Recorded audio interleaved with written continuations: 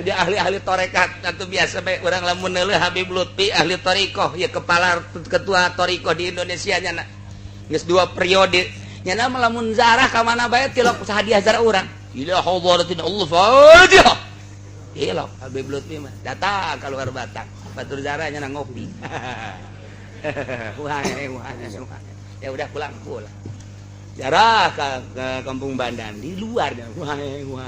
seri-seri balik jarah ke mana banyak kos gitu geus jana mah nyambung ruh pan wali batu maut jasana jan henteu kadinya gitu nya mah nyambung ieu ahli Allah mah nu mantap kabelah dia keuna mah ahli Allah geus embung ka mana ka Mekah ge embung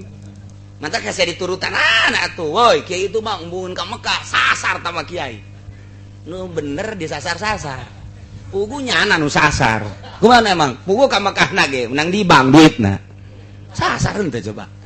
uyana nu sasar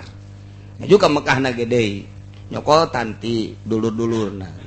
kan aing ketuana sia kudu nyumbang tapi kan guru torikoh mah teu kajahoan cek abah teh mas ieu mah ulah sok hayang ulah sok sieun-sieun ya hese-hese kadang kapanggih jeung guru tarekat bapak barengan jeung sia kadang mah bahar dahar bareng jeung sia kadang hees bareng jeung sia jih atuh ya teu kajahoan tabag geus rahasia Allah jadi sia ulah bingung-bingung engke ge aya boga bagian mah boga bagian ke ge aya bawa ka harti tama guru tarekat mah kos kitu bareng kadang dahar bareng kadang urang samobil bareng kadang-kadang kitu sare je pada tuh bisa gitu guru tarekat di mana-mana ge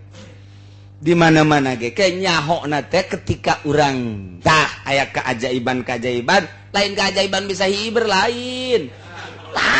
tapi ulah ningali keajaiban bisa hiber urang manggih jelema bisa hiber wah ieu meureun wali ye atuh ulah itu salat bajang naon